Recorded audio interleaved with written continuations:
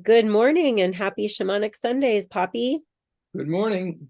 Happy day to you too and all listening. Thank Blessings. you. Yes, welcome to our friends and family and Shamanic Sundays community. Good to see you here today. Thank you for joining us as we create this space for Tom to share the wisdom that he's been taught in his 55 plus years of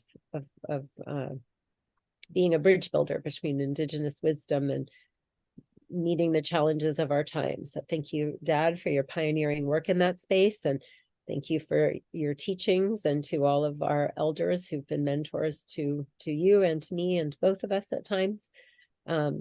So giving thanks to them, and also asking you to just start the morning off with a little prayer of gratitude. Well, not a little, there's a lot to be grateful for, but just short. Lot to be grateful for, but the prayer will be little. Yeah. What starts with thank you. I'm reminded of Meister Eckhart's saying back in the Middle Ages that if the only prayer you ever said was thank you, that would be enough. So thank you, great spirit, great mystery, creator of this universe, giving us this breath of life, giving us the magnificent gifts of creation that we're being alive in this incarnation, we're able to enjoy and learn from, and how to be with, and respectful relationship that is harmonious and balanced and nurtures life. Thank you for this day. Thank you for the angels of protection in our lives, and prayers for peace, for healing, the deepest fears and wounds, and solving conflict non-violently, so that we can work cooperatively together, all people, to create the kind of world we're capable of creating, a peaceful and just and healthy and happy win-win world for all. And may we all show up today to do our part to help heal that sacred hoop. Oh, thank you. Thank you, thank you, thank you.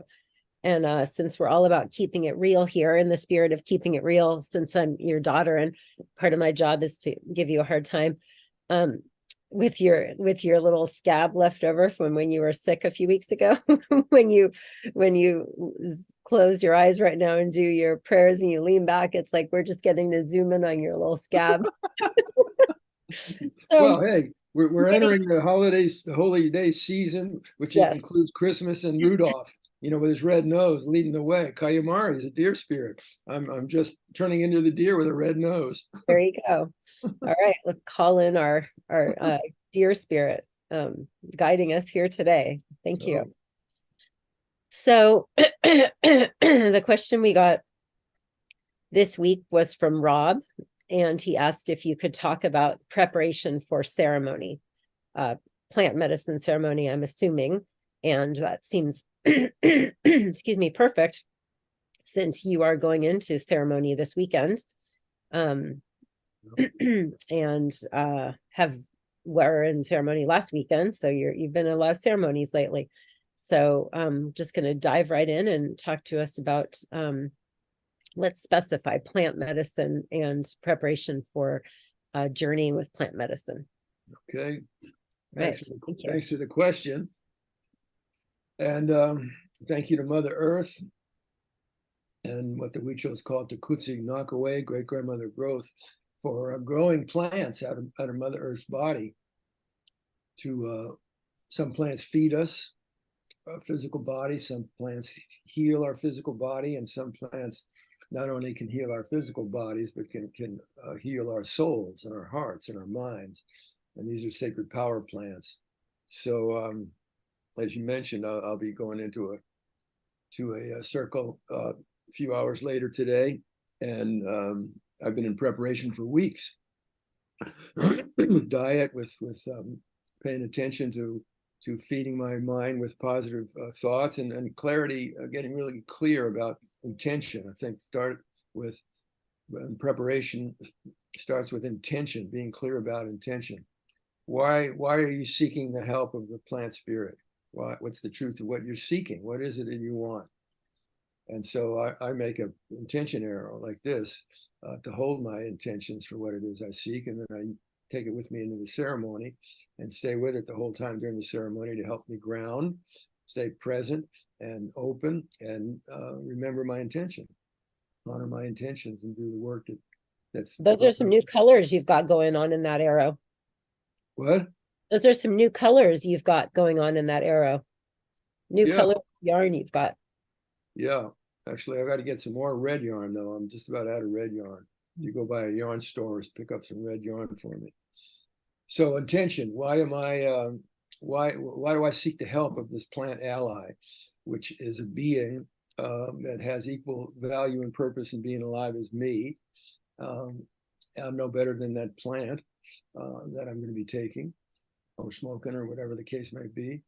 In this case, working with the madre, what's called the madre from Arizona, the mixture of the vine and the flowers, particular flowers that make a sacred marriage, and through that offer this sacred beverage for us to enter into a sacred dialogue. We're taking a sacred substance from the plant spirit, and we're taking it into a sacred container, our bodies, and through the ceremony, we're taking it in a respectful and humble way.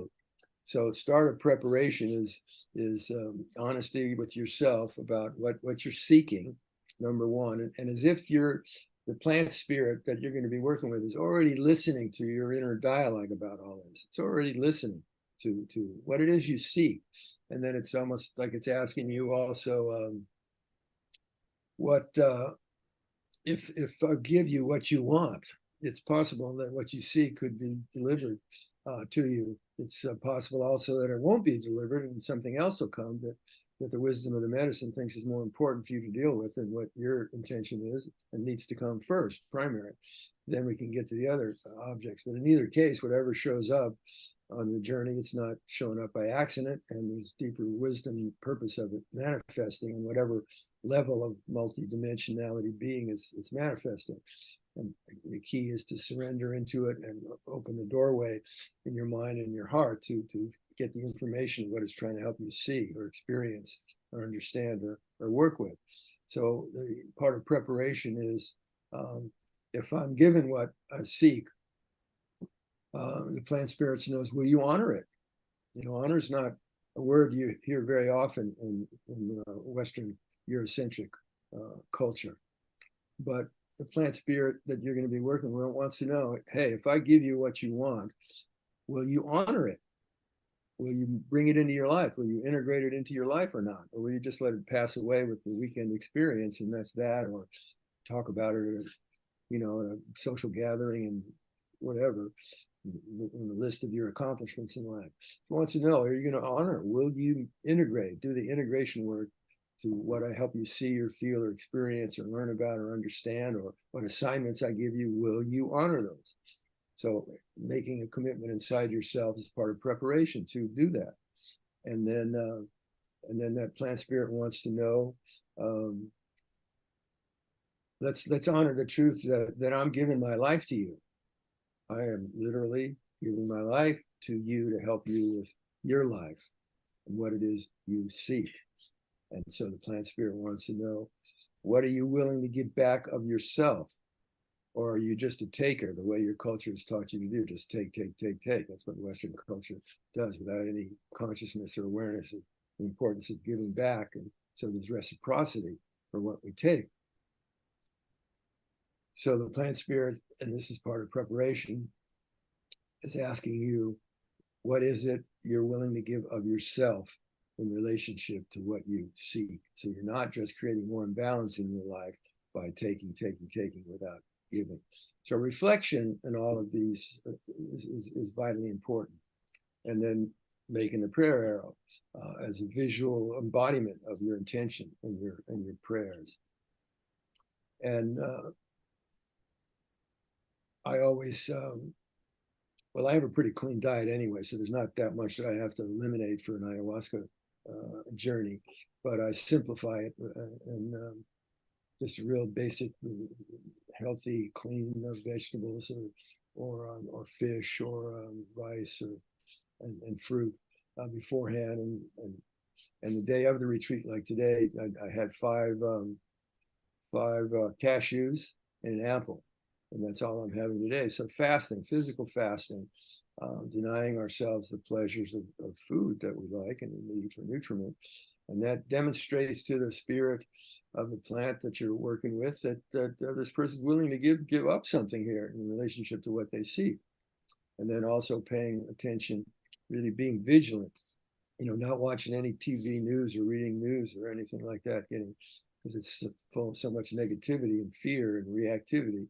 You don't want to be putting that into your mind or your subconscious before the retreat. So staying clean with diet through the fasting, and with how you feed your mind, what you feed your mind with, and paying attention to whatever your practices are, whatever your spiritual attunement practices are, meditation, prayer, visualization, mantras, whatever it might be for you. Or just kind of fine tuning and polishing up your practices, so you can go into taking that medicine with your body, your mind, your spirit, your heart as open and receptive as you can be, and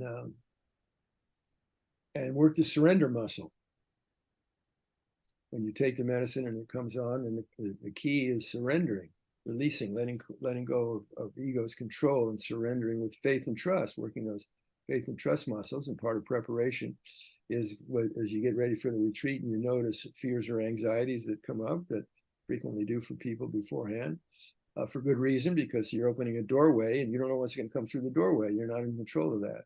So you're already working the faith and trust muscles, and preparation is an opportunity to really look deeper at and connect with what you truly have faith and trust in from your experiences of your life, and strengthen that connection. That's part of preparation work, and paying attention to the way your mind works.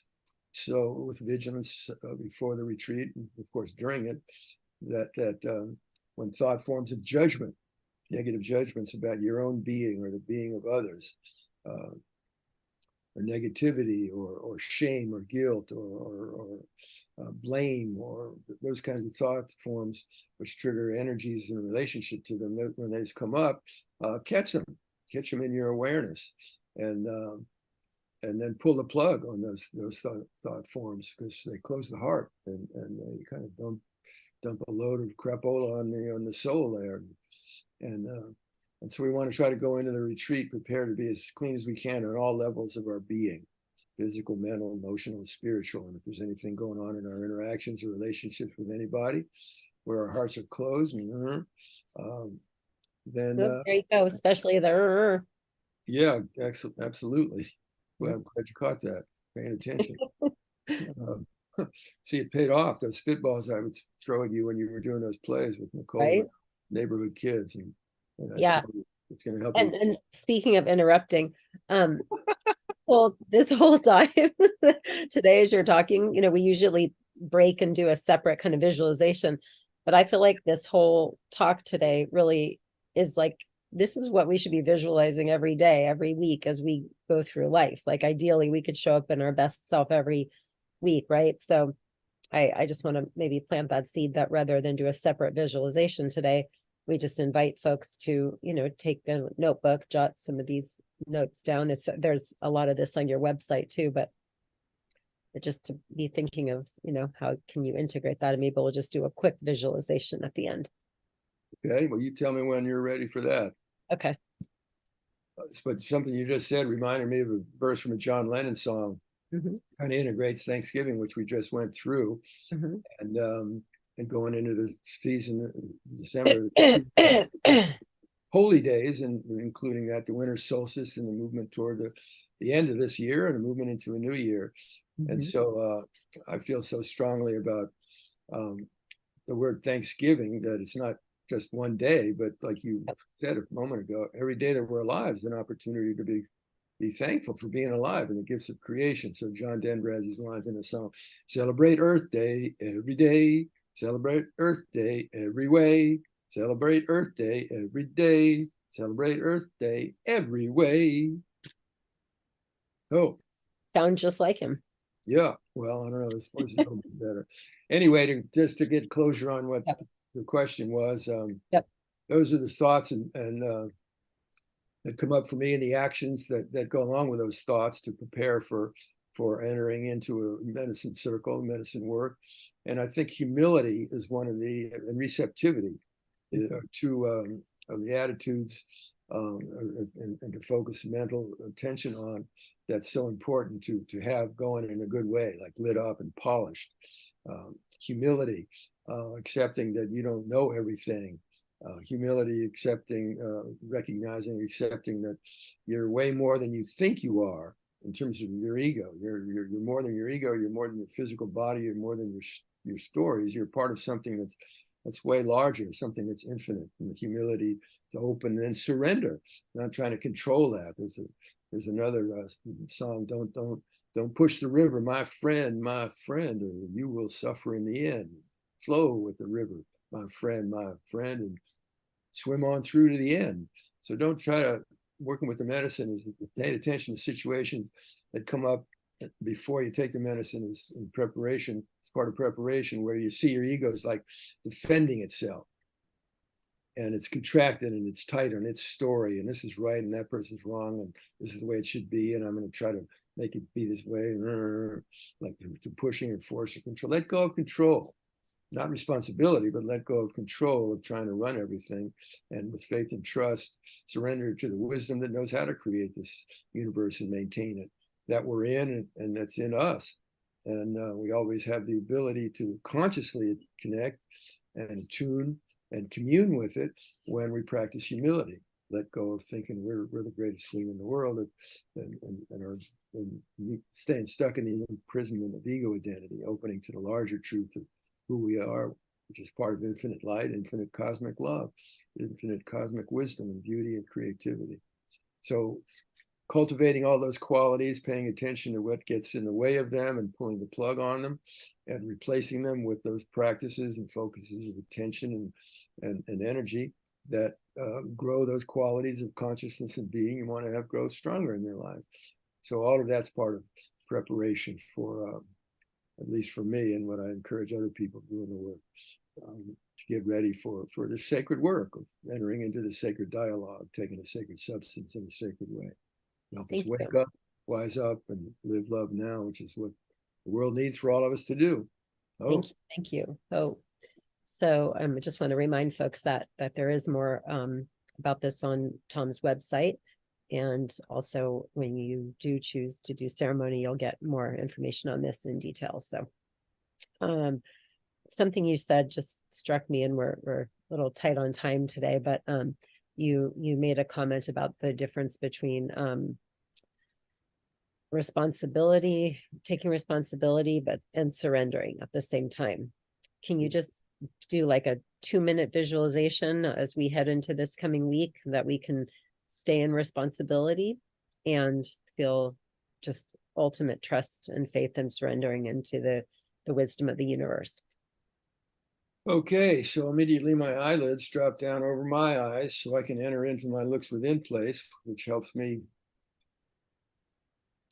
release perceptions of separation and get a sense from within of the universe that we live in which there is no separation. There are no things. There's just the interwoven sacred unity of all creation and all being, and the underlying invisible forces, energies, spirits that manifest the material world.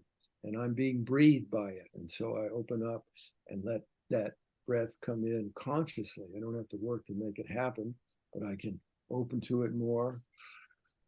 I can take it in, feel its impact when it comes into me, and I can surrender and let go of whatever needs to go. It doesn't serve my well-being in being alive in this moment. Remembering, waking up to really being present in the truth that right sacred now is the only time I can experience whatever it is I want to experience. And I don't know about you, but I want to open my awareness to love's presence, the Spirit's presence, and surrender and faith and trust. Take responsibility for the fact that I'm the only one who can make a decision to hold on to ego, identity, and control, or surrender, let it go with faith and trust into the larger presence, larger self, the infinite connection with the infinite spirit. and open to and listen with humility to its guidance about how it might want to use me in this moment of being alive to bring through healing light and love. I call that sweet medicine. How to make sweet medicine in this moment, no matter what the challenge or difficult situation is. How can we, with Spirit's guidance, opening up to that larger wisdom presence that's always available to us, create a response to this situation, the truth of it, the situation, truth of what is triggered in me and my reactivity? How can I use that? How can I respond to it? How can I work with it in a way that opens the doorway to bring through fullest blossoming, greatest good, for peace in my heart, for peace in the world, and peace for all people, peace with justice and the healing of the sacred hoop. And thank you, Great Spirit, for giving us our lives and everyone listening, all the people we touch in our lives, in the circles of our lives, every single interaction, an opportunity to open ourselves and be a channel for the healing light and love flowing into us with each gift of life, breath into our hearts.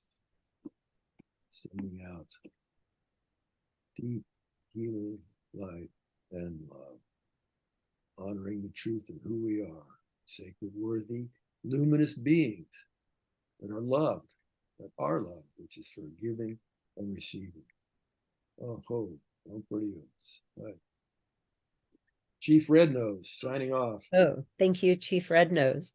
Okay. That's, yeah, we probably shouldn't say that nowadays, but anyways, thank you so much. Love that. Always good to connect with you here, and to all of you out there in our Shamanic Sundays virtual community. Reach out anytime. Thank you for being here. Peace and love to all of you. Have a good week ahead. Yeah, I just want to say in closing, thank you to you for making this happen. Thank you for Nicole behind the scenes. Thank you for Andrea, my loving wife, behind the scenes, behind the curtain, supporting me and helping make all of this happen. You're in front of the curtain helping to make it happen, but I just want to honor them too, and gratitude to everybody listening and remembering you're not here by accident, and you're a beautiful being. Hope. You are too. And you are, and you are, and you are, and you are. All right. Bye. Bye. See you next.